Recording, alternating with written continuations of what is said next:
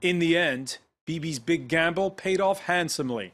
Israel's incumbent prime minister confounding the pollsters with a resounding win in a snap general election that he called.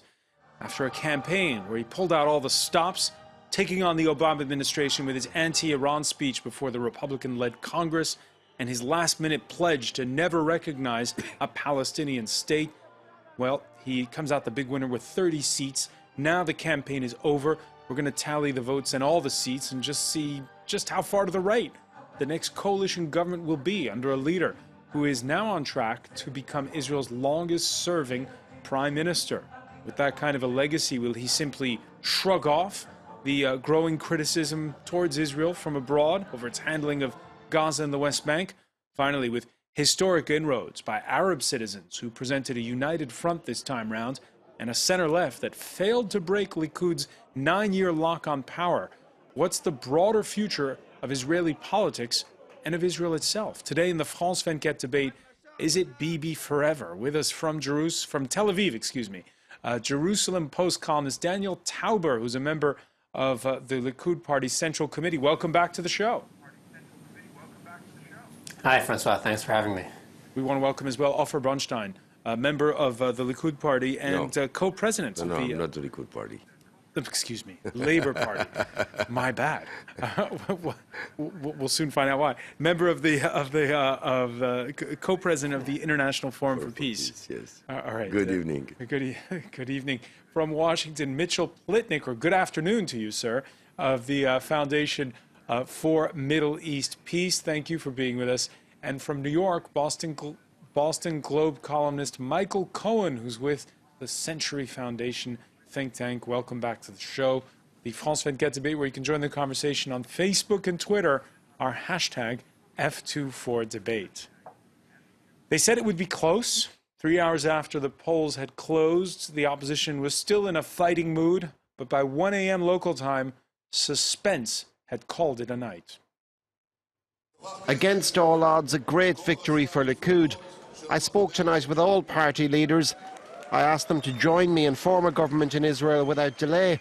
Reality doesn't take a break. Israeli citizens expect us to quickly form a responsible leadership that will work for them, and this is what we'll do. All right, I'm going to begin with Mitchell Plitnick in Washington. First of all, are you surprised by this result? The pollsters got it wrong. What did you think? Well, the pollsters did get it wrong. Usually in every Israeli election, the pollsters get something wrong. In the last election, it was Yesh Atid getting a lot more seats than anyone expected. More people noticed this time because it's one of the two main contenders for the prime minister's office, Likud and the Zionist Union. Turned out it was Likud, but most of the other results were pretty much in line with what one would expect. And I think that a lot of this just had to do with less the polls getting it wrong than Netanyahu, frankly, doing some things at the end of the campaign, the very last day, that really turned the tide. Daniel Tauber, the campaign had been a lot about domestic and social issues, but in those final days, there is that pledge not to recognize a Palestinian state, most notably. This talk about security, was that the winner, the clincher for you? I don't think that Netanyahu, I don't want to correct you, but I don't believe he said that he will never recognize a Palestinian state. He basically said it won't happen in the next term. No, he said, and he kind of gave an explanation. He said that it wouldn't happen while he was prime minister. That's correct. Yeah, because he recognized the reality, which is that any time there's a withdrawal by Israel, it will be filled by terrorists. That doesn't exactly contradict what he had said in the Bar Ilan speech, which was that if we can come up with an arrangement that will fit Israel's security needs, then we'll be willing to consider a demilitarized Palestinian state. So it's not a direct confrontation. It was more a signal to right-of-center voters that, don't worry, I'm not going to establish a Palestinian state. One of the big problems and to pick up on Mitchell's point, was he right to switch with that announcement that caught everybody's ear? I don't think that was the big thing that pushed that pushed us from 21 seats in the polls to the ultimate resolution of 30 seats. I think that that was a signal to voters who might have voted for Bayit Yehudi, the Jewish Home Party, that they can vote for Likud and not worry, because people were already feeling that if they voted for Jewish Home and it got 10, 12, or even 15 seats, it wouldn't make a difference if Netanyahu wasn't the prime minister. The leader of that party, Naftali Bennett, wouldn't be a minister if Netanyahu isn't the prime minister. So people realize they have to vote for Likud if they want Netanyahu to lead the country. All right, so in the end, 30 seats for Likud, 24 for the Zionist Union, and the magic number of 61 seats, well within reach. There you see the pie chart, the Arab joint list there with 14 seats. We'll talk about that a little bit later on. Netanyahu promising a coalition within 2 weeks. Ofer Brunstein, how do you explain this discrepancy between what the pollsters said and what happened on election day? I think that the polls were mainly wrong when it came to the two main parties. They thought that the Zionist Union, the Labour Party, will have more than the Likud, and at the end of the day, we saw that the gap between the both parties was quite big. In this case, they were wrong, but the prediction on the other parties were more and less the right one. As someone said before, the last election 2 years ago, a mistake was done as well when it was about the Yesh Atid party. But I don't think that that's the issue. The issue is where the Israeli people are going, where this new Israeli government is going to lead them. And I quite frankly, I'm telling you, I'm waking up this morning very, very worried. Very worried because the coalition that Mr. Netanyahu is going to build is going to be a right-wing, an extreme right-wing coalition. The vote that Netanyahu got to get to 30 seats are extreme right and right-wing votes. He did not get any votes from the center. He did not get any votes from the left. So, and let's not forget that with the 30 seats that Netanyahu is getting, which is quite a lot, he's getting only 25% of the Israeli vote. So it's a small minority due to the electoral system in Israel. So he's going to have to lead a small coalition of 65 members of parliament. Each member of this coalition can withdraw at any time. And okay, but there's already settlement building that's been going on. There's already the fact that peace talks with the Palestinians are at a dead end. Then Israel is isolated. What more could happen at this particular point? I'm afraid for the worst today, because if the Israelis don't understand, Netanyahu can say 2 years ago that he's for two-state solution, and then again for political reason to say I don't believe in a Palestinian state anymore. But the bottom line is the majority of the international community, the majority of the states that are at the UN recognize a Palestinian state. We saw in the last 3 months most of the parliament in Europe, most of the countries that are very friendly with Israel, recognizing a Palestinian state. So where is Netanyahu living? He's living in a bubble. Israel is already isolated. Already he's having a serious conflict with the American Obama administration. Already the French people and the French government is very upset at him after what's happened in January here in Paris. Israel is isolated internationally. The isolation is going to go more. I would like to know, and my American friends in Washington and New York, I would like to hear what they have to say, when Obama is going once put a veto on a UN resolution against Israel, not put a veto on a UN resolution against Israel. Maybe what Israel need now, and the peace process need now, and the Palestinians need now, it's for the international community to push, to oblige, to put the right pressure on both sides to once and for all resolve the problem. And yet, Michael Cohen... Can I jump in here? Let me just bring in Michael Cohen on this first. Michael, during the election campaign, the war with Gaza, for instance, wasn't even on the radar of any of the parties. No, it certainly wasn't. I mean, what's interesting about this is that the election was really about the economy, first and foremost. And yet, if you think about it, that's what the campaigns were being run on, was the economy. But in the end, it was security, as it always is.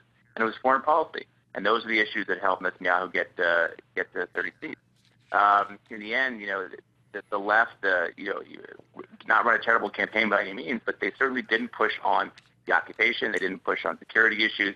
They kind of left those to the side, thinking that they were going to hurt them politically. But would it have been? That's my question. Would it have been a loser for them to to try to put pressure on Netanyahu on that issue? Is there consensus, in fact? Well, I mean, here's the irony of this. If you think about it, there are only about two parties, with the Bibi's party and Bennett's party, that are ideologically opposed to a two-state solution. The majority of members of the next Knesset will be supportive, at least historically supportive, of a two-state solution. The problem is that it's such a political third rail, and I think the left has such little credibility on the issue, especially someone like Herzog, who just not seen as a strong leader or somebody who's trusted on security issues, that the left just chose not to focus on these. I think for good reason, probably. I think politically it would have not been beneficial to them. But until the left find a way to challenge Netanyahu on security issues, on the occupation, this is going to continue, and Israelis will choose. Right-wing Israelis will choose to go if they could. Daniel Tauber? Well, I think that it's kind of misleading to say that only two parties are against a Palestinian state. If you look at the polls in Israel, you see two polls that people cite all the time. One is that people support a two-state solution if it brings peace. And the other is, there's two versions of it. One is, do you support it in general? And the other one is, do you believe it'll bring peace? And you get high percentages of the first one, people saying, yes, I support it. And on the second one, they say, no, they don't think it'll bring peace. And that was basically Netanyahu's position with the Bar Ilan speech. That's Kulanu's position. It's pretty much everybody's position. The difference is that people believe that labor will create a Palestinian state, will allow terrorists to enter territories surrounding Jerusalem, even when it's clear that it won't bring peace. So I think that's what's really going on in Israel. I'm sorry, when you say terrorists, what do you mean? Well, Hamas being the prime example, but there are other terrorists. For instance, just a couple weeks ago, we were celebrating the holiday of Purim in Jerusalem, and what? Excuse me?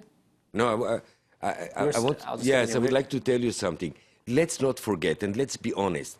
The main ally of Israel. You know what? I thought you were. Excuse me. I thought you were just asking a question. If you're going to make a whole argument, I'd rather finish my point. Finish your point. We were celebrating the holiday of Purim in Jerusalem, and there was a terrorist attack in Jerusalem. A person, Netanyahu, I don't know what terrorist group he was affiliated Netanyahu with. was prime minister. And, excuse me. Let me finish. Yes, while Netanyahu was prime minister, they happened while a lot of people are prime minister. But a person ran over a number of people with his car, and he got out of the car with a meat cleaver, and thankfully he was shot before he could kill more, hurt more people. That's what we're dealing with here. So, Mitchell Plitnick, looking forward, I want your reaction to a statement that came out today. Hamas saying it doesn't matter who's elected. The rival Fatah putting it differently. The spokesperson for Mahmoud Abbas saying it doesn't matter to us who the next prime minister of Israel is. What we expect from this government is to recognize the two-state solution. Mitchell Plitnick, this vow by Netanyahu not to recognize a Palestinian state, for you, is that campaign rhetoric, or are we entering now into uncharted territory? I think I wouldn't call it uncharted territory. I think very few people really thought that Netanyahu was particularly committed to a two-state solution before this. So I would not call it entirely uncharted territory, but I think there's a clear message that was sent to Washington, and I very much hope that they got it, also to Brussels, and I hope they got it there, and to the United Nations in New York, that Israel is no longer really interested in this peace process as long as Netanyahu is the prime minister. And that's going to demand a response of some kind. And I think we're starting to see it already coming from the Obama administration in subtle ways. They have reiterated their support, not just for the two-state solution, but for the feeling that that is the only real practical way forward.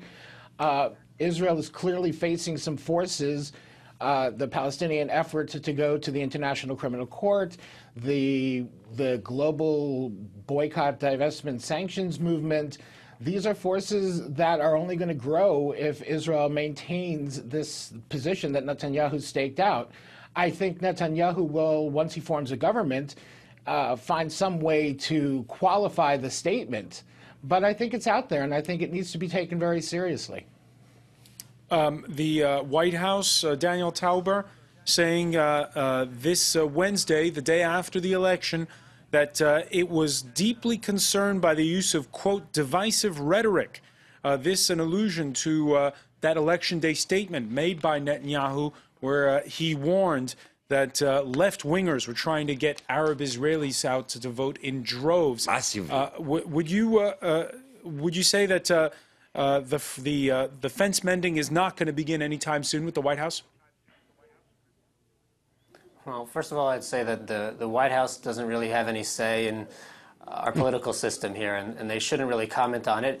You know, just like Netanyahu has never said anything, even though he's been accused of it, he's never said, I prefer this party or that party. He did not receive the Republicans Romney are campaigning this way, or excuse me. Don't talk while I'm speaking. No, we'll talk whenever I want, sir. Criticize the Democratic Party. What does that mean? No, we're civilized people. We have conversations. Exactly, we're having a debate. Let me remind you, we're having a debate. Francois will speak to you. It's hard enough as it is with the delay. I'm speaking to you. So just let me finish the sentence. All right, Daniel Tauber. Not asking for too much. So I don't think the White House should be interfering in our politics. I think that Israel already has a good working relationship with the United States, regardless of the personal differences between the president and the prime minister. Things continue as they are despite what seems like a poor relationship. Oh, for Bronstein? Listen, first of all, I'm outraged by these statements. Let's begin by it. Netanyahu is not getting involved in American politics. Netanyahu patrons, Netanyahu boss is a man called Sheldon Adelson. Sheldon Adelson is a man donor. Excuse me, sir. Thank you very much. We're civilized, right?